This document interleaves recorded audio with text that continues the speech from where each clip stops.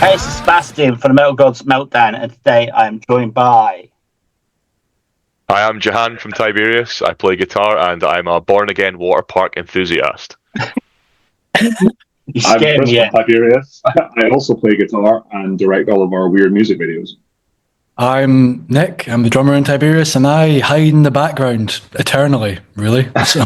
All right, brilliant. So your amazing album, Singing for Company, comes out on the 21st of March. How excited are you guys? I'm very hyped to finally see the reaction and get it out there. It's obviously been a while for us that we've been sitting on it by the time you get it recorded and do all the kind of like release prep stuff. So I think we're really happy with it. It's just about now getting it out there and seeing what other people think, which is, I think, equal parts exciting and nerve-wracking. This is at that kind of point of, where I think probably most of your viewers might not be in bands or whatever, and we, we've obviously been sitting on this album for a long time now, so we're kind of sick at it. By the time it comes to start promoting the album, we're kind of sick of listening to it, and we're already like, yeah, it's time to do album 3. But then you've got to sort of like get re-energized because everyone is going to hear it for the first time, and it's really exciting. And we are starting to hear little tidbits back from the press, sort of initial feedback, and everyone seems to be loving it. And we just really hope that obviously we get because it's our second album, we had quite a sort of cult following for the first album, and everyone was really excited. And you're always like, can we follow that up? Yeah. And I personally think we've done that, and I'm really excited to see what other people think. Obviously really, really excited about it. Particularly excited that it's coming out in vinyl, which has been, I think a teenage ambition for all of us, really. I just really want to get out there and see how people react to it, to be honest. But yeah, super keen. So Mosaic and Tip of the Spear have been released already, and as you said, you've got some really cool videos. Can you explain the ideas behind the videos? So a lot of them are kind of driven by Grant's, not all of them, but generally they're kind of driven by Grant's like lyrical content. So for Tip of the Spear, the song is largely about typically sort of like right-wing pundits like Alex Jones and the kind of like mad shit they spew online. So the video is really Jahan playing a sort of British version of one of these characters a little bit too well for comfort. And so it was partly inspired by that, partly inspired by a film I'd watched called The Triangle of Sadness, where if people haven't seen it, there's a particularly gross scene involving a lot of shit and vomit. And I was like, that was fun and messy.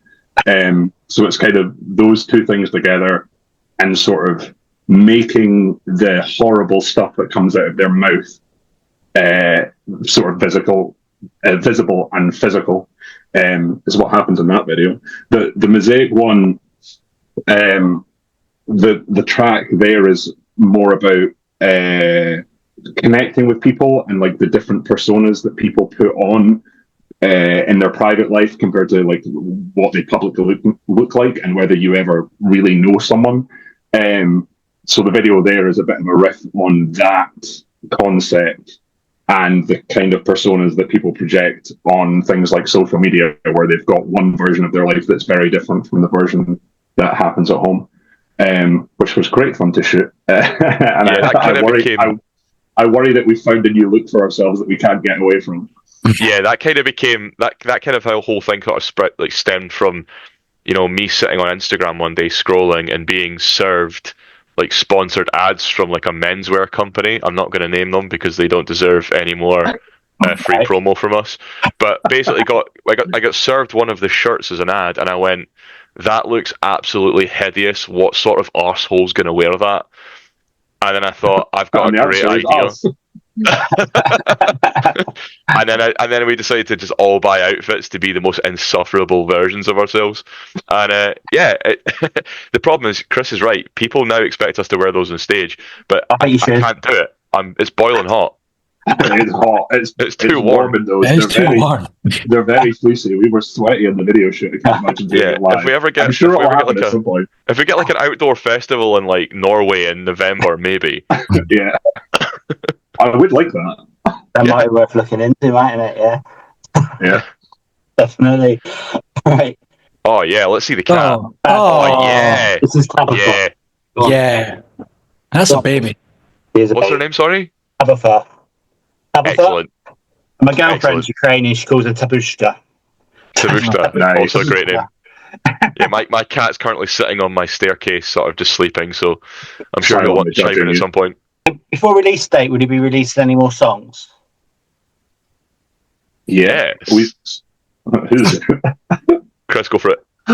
Yeah, so we've got another track with another video coming out just ahead of the release, so that'll be coming out in March, before the release on the 21st. So there's one more single before the album, and then we're putting out another single with another video following the album as well. Okay, so with your videos then, how long does it take to normally film? Not as long as we'd like. Not as long as we'd like. It depends on. So I think they're. Well, some of them we've done over a couple of days. Mostly it's like a day of hectic shooting. We did one a while back for a sort of Halloween song we wrote, the track of Sheep and Wolves, where we did it over a kind of weekend at this house we were staying at, owned by one of Ryan, our bassist's relatives. But for the most part, they're sort of a very hectic one-day shoot. Okay, then, so what about release date? Are you planning to have a live stream or anything? Do anything special for that? So we'll probably premiere the album on, I think we're chatting about listening parties. We're talking about, we already did an album preview live show back on the 1st of February in our hometown, which was amazing. It was so much fun getting to sort of showcase some of the unreleased tracks live for the first time. But in terms of like sort of the event of the day, we'll probably be going to the post office. But other than that, we'll be we'll probably end up doing like a live stream. I mean, the real celebration for us is going to be in April when we do our first sort of run of like our mini tour in the UK. We're playing Glasgow, Manchester, and London on the 24th, 25th, and 26th of April, and that's like our first shows just to kind of celebrate the release of the album. So that'll be the big one for us. That's a major hike, though, isn't it? From Glasgow to Manchester to London in 3 days, yeah? Oh yeah, we don't sleep. We just drive. I was going to say, are you flying? Are you millionaires? No. No, we're just in a van, and we'll sleep. Eventually, yeah. Sleeping in some very questionable places with Grant's got anything to do with it. I'm a big fan of Edinburgh. I love Bannerman's. I think that's probably my favourite club. Oh, it's a great venue, yeah. Absolutely. Edinburgh's got a lot of venues if you like sort of sweaty, dark dungeons, which definitely. I do. Yeah. Yeah, there was one I went to. Me and my mate went, I can't remember what it was called, but we went to Mogwai, and it was so pitch black, and your feet were sticking to the floor, and it was just like adding to it. It was like amazing. But you'd hate what it would be like when they actually put the lights on back. Yeah, if your feet are sticking to the floor, that's the sign of a good venue or a good cinema. That's my measuring stick. Brilliant. All right. So can you tell us a little bit about the album cover and who designed that? The album cover was put together by Alex Spencer, who is my better half, who has done all of our albums and EPs and some of our t-shirts. They're usually like quite a collaboration with the band in terms of just she'll sort of work from the lyrical content that Grant's put down and use that as an inspiration for what the album ends up looking like. I think we have made a conscious effort with the last album and this album to also do something that's a bit different of sort of typical metal albums to try and stand out a little bit as well. This one is sort of pushed that to the extreme with the sort of like bubblegum pink and baby blue type theme. So that's where they all come from. I'm a big fan of this one in particular. I'm biased, but I'm a big fan of this one in particular. I think it's like very out there and very odd for a kind of metal album, which is nice to stand out. I think other people appreciate it as well. Like we get a lot of comments about the art, which is nice because I think like the art and the music and the video is like all of this is part of the whole Tiberius package. I think that all of them need to kind of complement each other. Same on our merch designs. Like some of them are done by Alex, some of them are done by one of our friends, Sophie Bellingham, who's a tattoo artist up in Edinburgh beside us as well. Those two have really done all our merch, and likewise we get people sort of wandering over before they know about us, before they've heard our set at festivals or shows that we might be supporting someone else. just kind of drawn over by the art on the merch, which is cool as well. So I think it sort of complements the music very well. Absolutely. So it catches your eye, which is what you want, isn't it? And like you say, Yeah, for sure. Bubblegum effect. Yeah, cool. They are releasing out on vinyl. Is that going to be like limited? So the initial vinyl run is limited to 500. Within that, we've got a very strictly limited run of like a splatter variant, which is sort of like pink and blue splatter on the actual vinyl itself, which is very cool. Got one right here. Yeah, there you go. I don't know if my blurring wants to show or there you not. go. It's a little bit blurry. We have one. Yeah, it's a little bit blurry. It's not out yet. It's not out yet. You can't see it. That's why you have to buy the DLC. I can see you here. I can't see the album. Well, it's here. We have them. We are not like every other independent band where we promise a vinyl pre-order and then you have to wait 6 months after release to get it. It's actually in our hands. It's here. You're getting it on day one. You're getting it on day one. You're getting it on release. So yeah, we worked with a new vinyl pressing plant in Scotland. We're really supported to be able to support like a local Scottish business. It's the first vinyl pressing plant in Scotland. They're called Seabass Vinyl, and yeah, we've been working with them really, really closely. They've been fantastic. They've, there was a couple of things that they weren't able to produce for us, but they've like invested in the technology and like the manufacturing to be able to do it for us, as well as a pile of other sort of, they weren't doing splatter vinyl and we were kind of really pushing for that, and they've now got it, and I think that's really, really cool. And yeah, we have them. They look amazing. They sound fantastic. The art is incredible on that sort of 12-inch sort of style sleeve. Yeah, we're really excited about it. It's amazing. So is that going to go behind you, Chris, on the wall with a gold platinum disc? Yeah.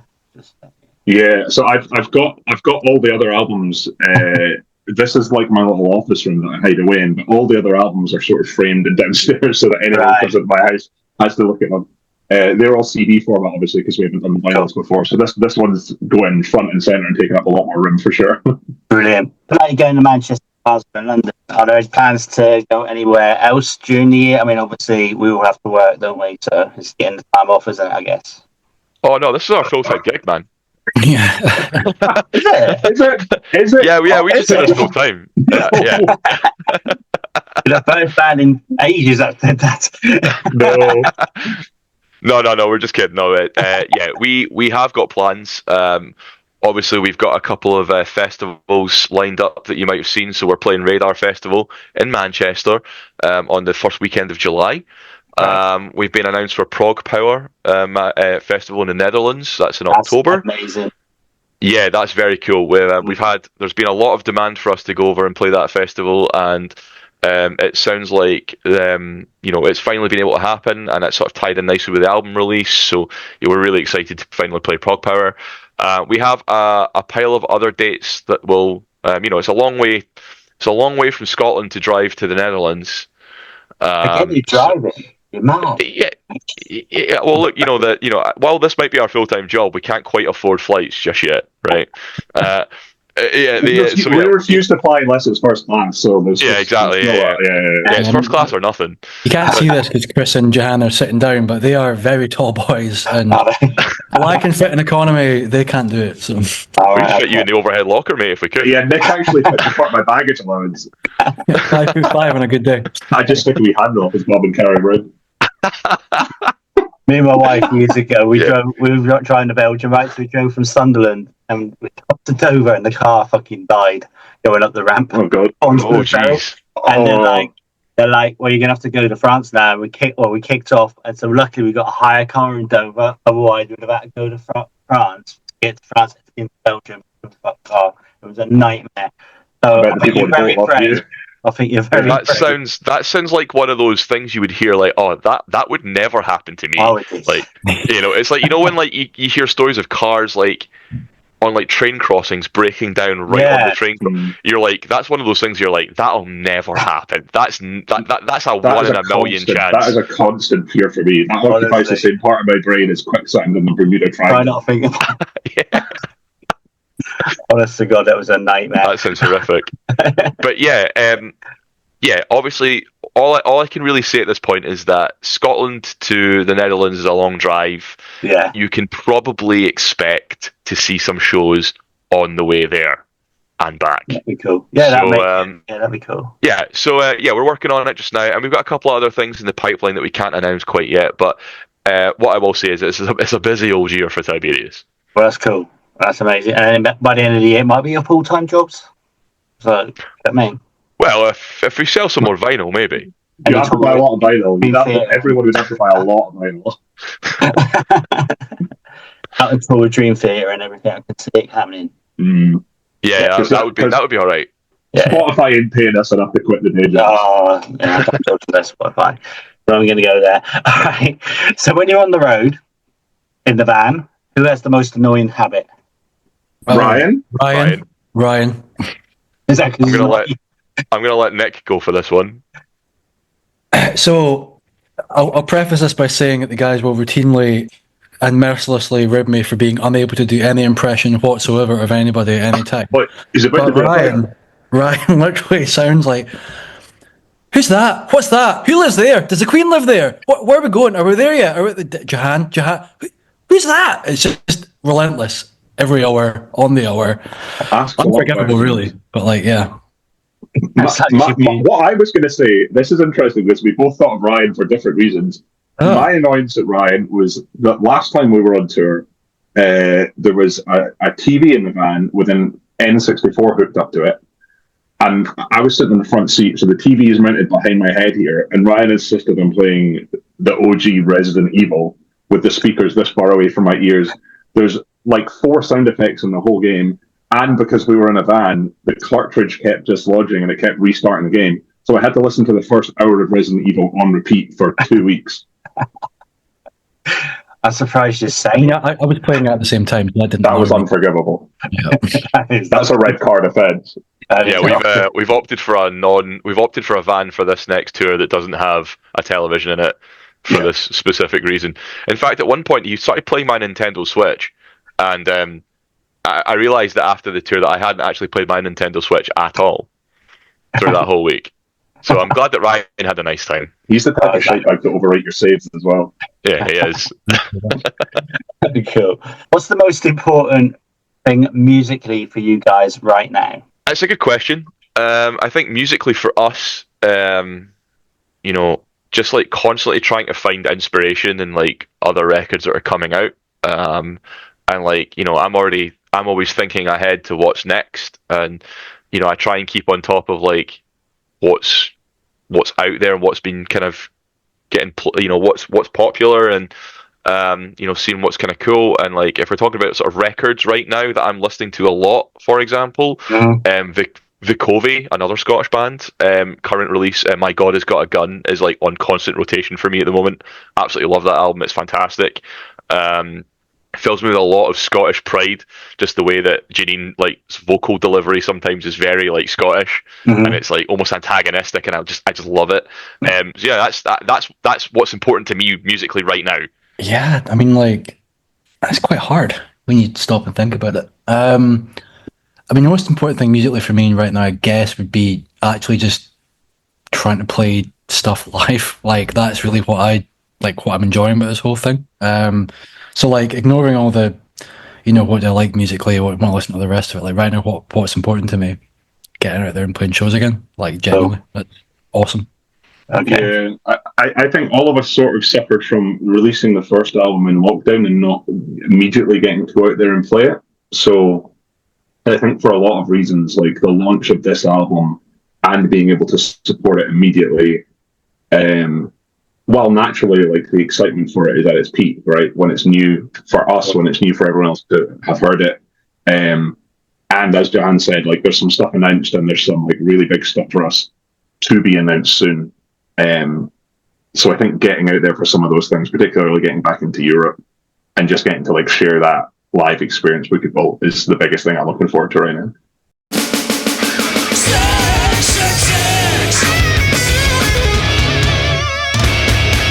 I'm gonna take this one first before Nick steals it from me. But my favorite album right now is American Motorsports by Bill Murray. I knew he was gonna have it, and I want that one because I think it's one of the best albums in the last decade. It is good. It is good. I'm gonna go next, but Chris actually got me into the Proto Men recently. All right, okay. And I have had Act 2, The Father of Death, on loop for about the past 6 weeks, and it is a stunning work. I love it. It's good, right? It's very dramatic.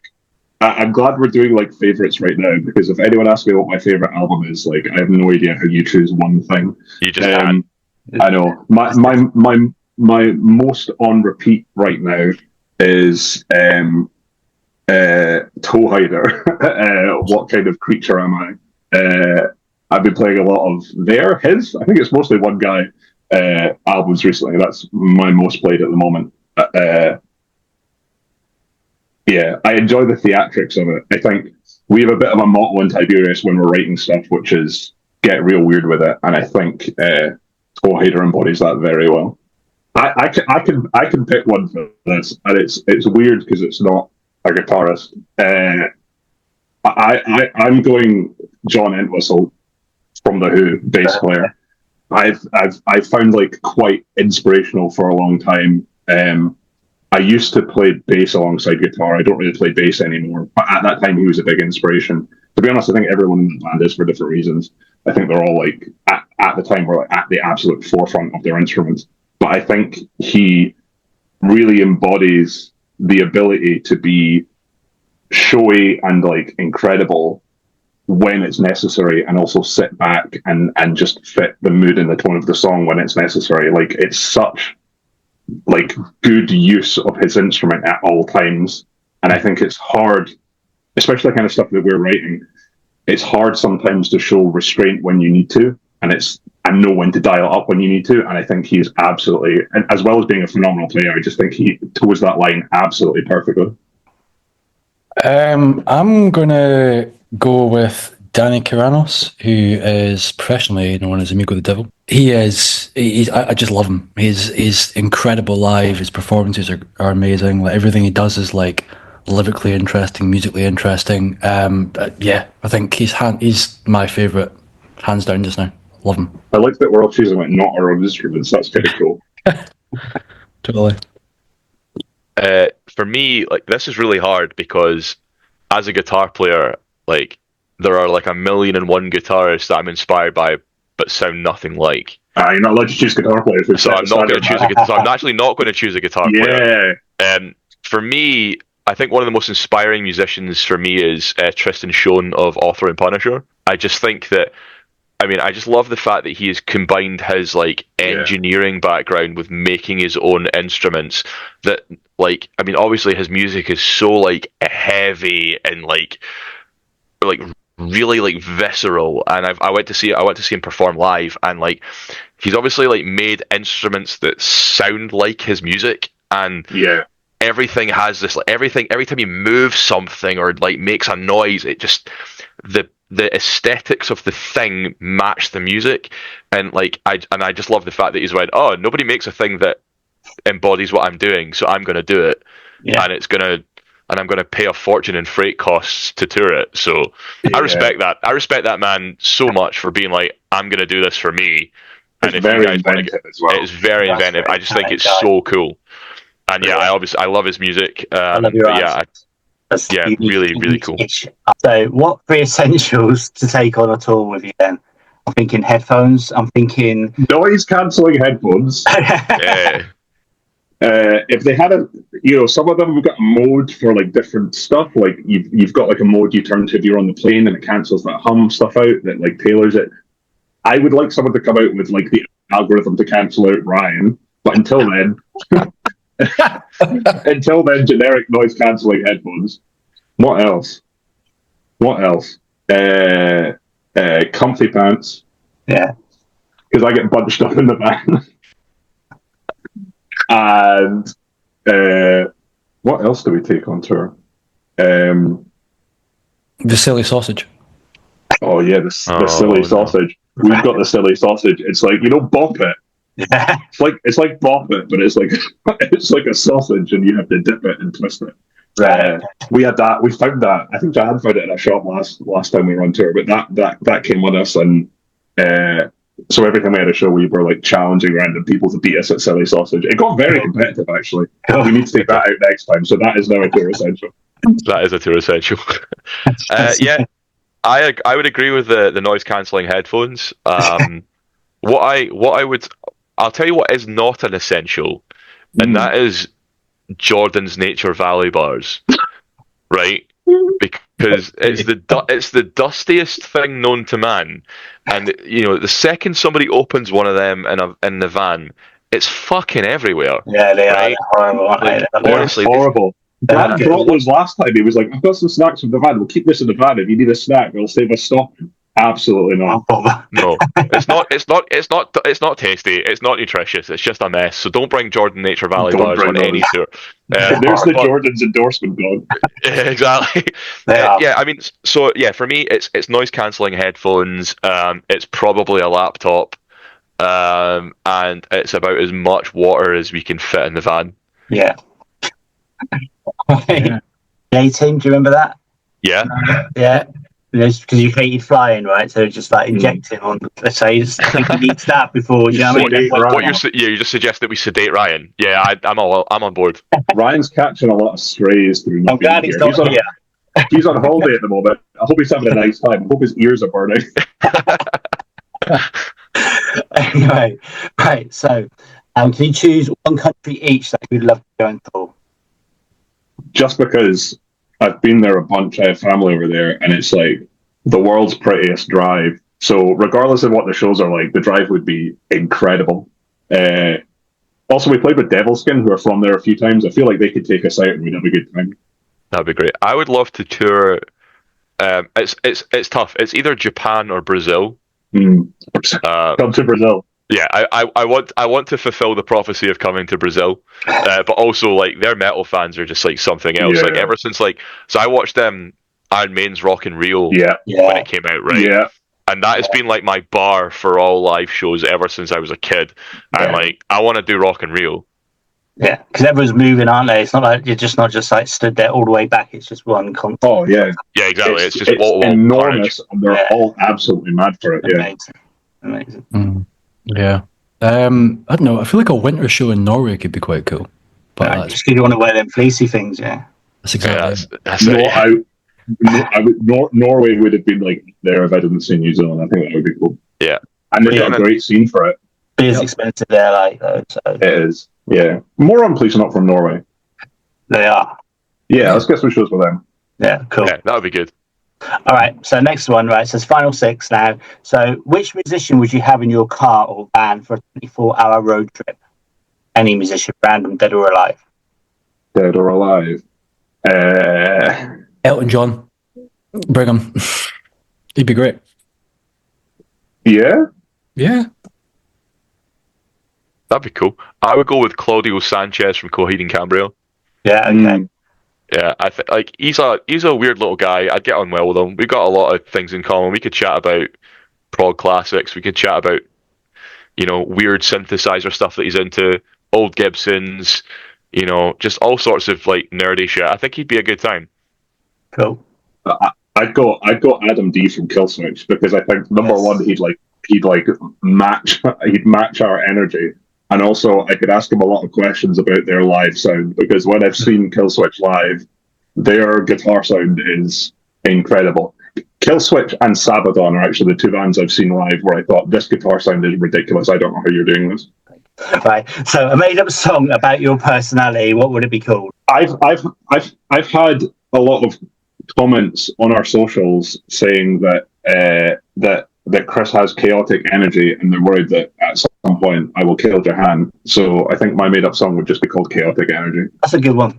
I don't know. I actually have no idea. I once heard the phrase "slippery and dangerous," and I like that as a song title for me. It's like the 80s, isn't it? It sounds pretty 80s. I can't remember. I can't remember in what context I heard it, but I heard someone using it one day for something, and I went, was someone warning you about getting in a pool full of eels? I actually think it was Galen from Twilight Force. Oh look, I'm name dropping now, but and Azure, which is where I actually know them from. They said something about the way they play guitar solos was slippery and dangerous, and I was like, that is the coolest phrase ever. I'm using that. So that's the name of my. That's the name of my song. I like that. That's really good. I mean, the only thing that sticks out in my head is someone recently called me Draco Malfoy on TikTok, so I guess it's just going to have to be Draco Malfoy ? Wish.com Draco Malfoy. From the wonderful country of Scotland, do you prefer fried Mars bars or haggis? Haggis. So I've had this haggis is one of those, when you go to other countries and they've got this food that I'm sure they don't eat, it's just made up for tourists. Haggis is the version that we all actually do eat because it's delicious, and fried Mars bars are the version that doesn't actually exist. There's like the odd chippy satiate the tourist. Yeah. I've had one once in my life, and it was. Yeah, I've had one, and it was better than you expect. It was better than I give you that, but it's not commonplace. But haggis is exceptional. Yeah. Okay, love it. All right. Do you prefer festivals or small intimate gigs? Small intimate gigs for me, I think.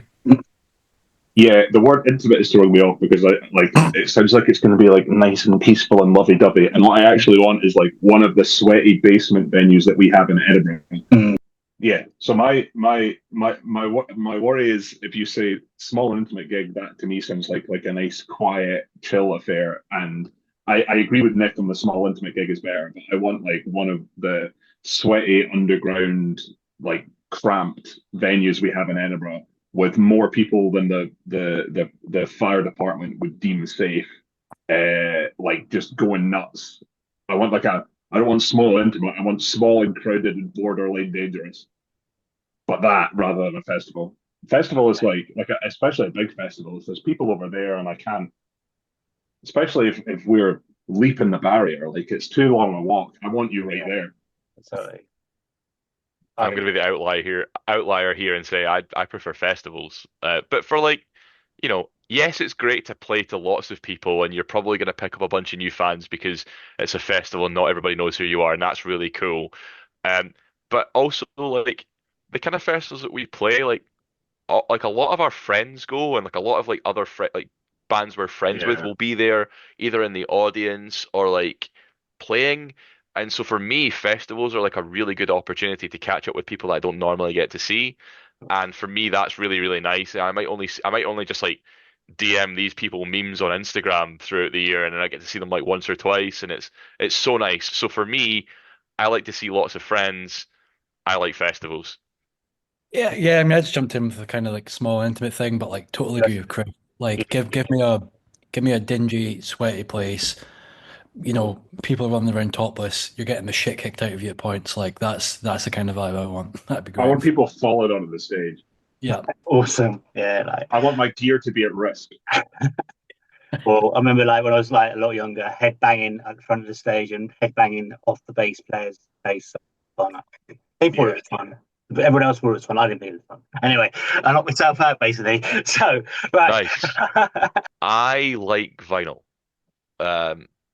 Because I like the art. I like seeing the art big, I am too young to have seen vinyl the first time around, so my only equivalent is like CD and like poring over the liner notes and like getting the little booklet and doing all the cool stuff. And like now that I'm a grown man and I buy vinyl now and I have a nice vinyl player, and I like the ceremony of vinyl, and I like making an event because like with streaming, like there's so much music accessible at your fingertips, same with like whether that's music or video, and you can kind of put something on and it's so passive. And I think people's like perceived value of something that's so easily accessible by the small little depression machine in your pocket that like there's no value attached to it, right? Whereas with like vinyl, it's a big physical thing that takes up space in your house, and you have to go and you have to put it on the platter and you have to turn it on and select the speed, and halfway through you have to turn it over. Like I love that. It puts all that value back into the thing that a bunch of artists have worked so hard to produce and create. I love vinyl. Great. I agree. I'm physical across the board. Like I bought a VHS, like a VCR player last year. Like physical on everything, I think is superior. Not because I think it's higher quality or it sounds better, blah blah blah. It's just nice to have a thing. And as Jan says, it's less throwaway. Okay. Yeah. I'm the same. I mean, like you can't see it, but I've got a second bedroom through there, which is like just solely going to be filling up with vinyl and DVDs and CDs, and it's just like the thing room, and I really like going into that and just like it's something nice. You come home from work, you've had a really tough day, you pick out a vinyl or like your favorite movie or whatever, and you just sit there and watch it, and it is that ceremony and like having that physical thing you can touch. It's really beats the crap out of digital, if you ask me. But I still haven't gotten over the loss of Blockbuster. oh, I'm mourning that to this day. there's one left. Yeah, there is. I really want to go every Thursday night. For some reason, it's Thursdays. Every Thursday night is when I go. I could really go a Blockbuster right now. Is your ultimate Scottish and touring partner dead or alive? Bleed from Within. Like they are a phenomenal band that like they went away for a bit and then they decided to come back and they are just on fire right now. Like the new like singles sound incredible. I am furious that they beat us to the punch by releasing a song with bagpipes on it. So there is that. But yeah, they're really lovely guys. Like they've got a very similar sense of humor and like I think like both our bands like lean into being Scottish in the right way. And like I think that would be like an absolute hoot on tour. I mean, purely just to satisfy teenage me, if I could go on tour with Biffy, that'd be pretty sick. Okay, yeah. No. Are they still a thing? Yeah, I They still think so. exist? Yeah. What's the spin-off band? I've forgotten. Empire State Bastard. So on, they'd be cool as well. Yeah, that'd be I've good. never heard of that. That's a good name. It is a good name. Okay. Touring. The question cut off a little bit for me. This is touring partner. Man, I've mentioned them before, but like Toehider selfishly just to get them over here from Australia. Scottish band, darling. Scottish band. Yeah, Oh, Scottish fuck. band. I'm just gonna say Code Speaker. Sort of like post metal. Just released an album this year. Very angry, very like atmospheric, great live band. Yeah, check them out if you like some heavier stuff, some slower pace than Tiberius, but very cool, very nice guys.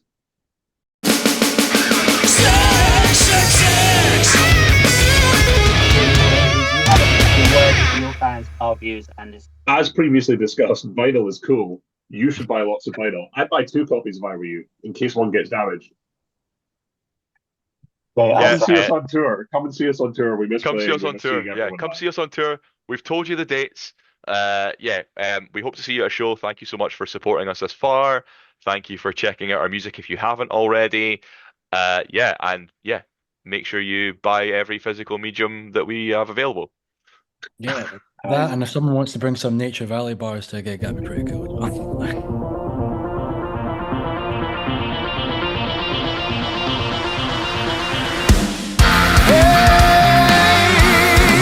I'm a different person when I'm sitting on my own.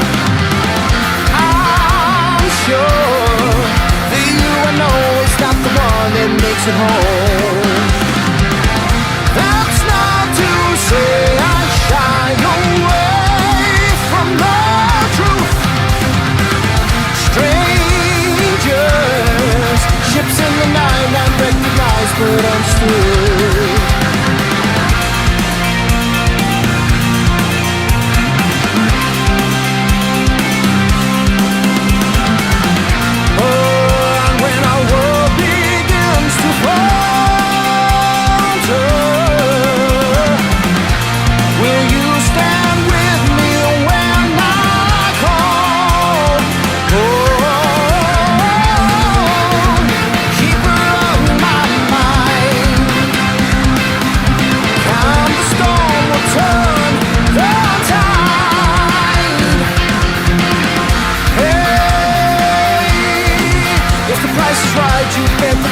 Snap on you. Watch out. They're pulling trees down just to hear sounds of the opposites demur. And while we desperately cling to those values,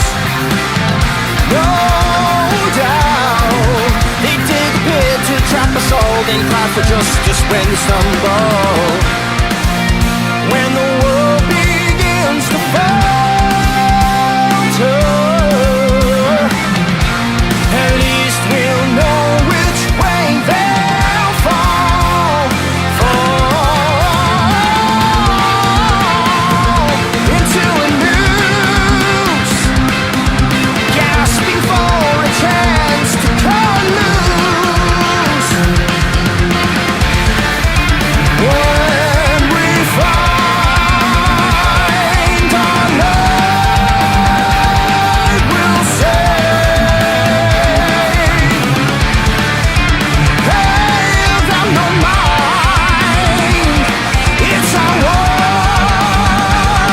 to save.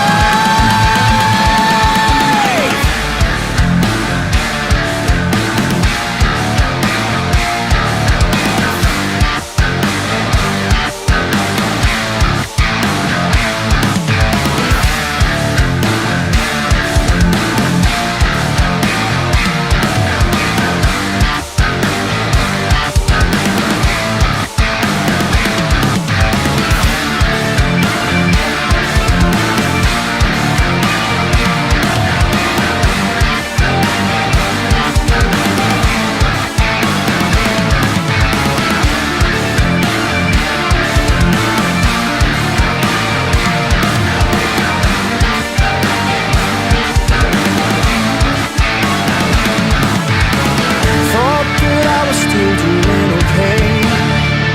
Thought that I could look the other way. Heard somebody else inside me say, I'm lost. Thought that I still had a part to play. Thought it meant that we were here to stay. Now I'm looking through a shattered lens because thoughts of help descended disarray, and thoughts of salvation don't seem to save. I heard somebody sat beside me say, at what cost? Thought that I was still doing okay. Thought that I could look the other way. Heard somebody else inside me say, I'm lost.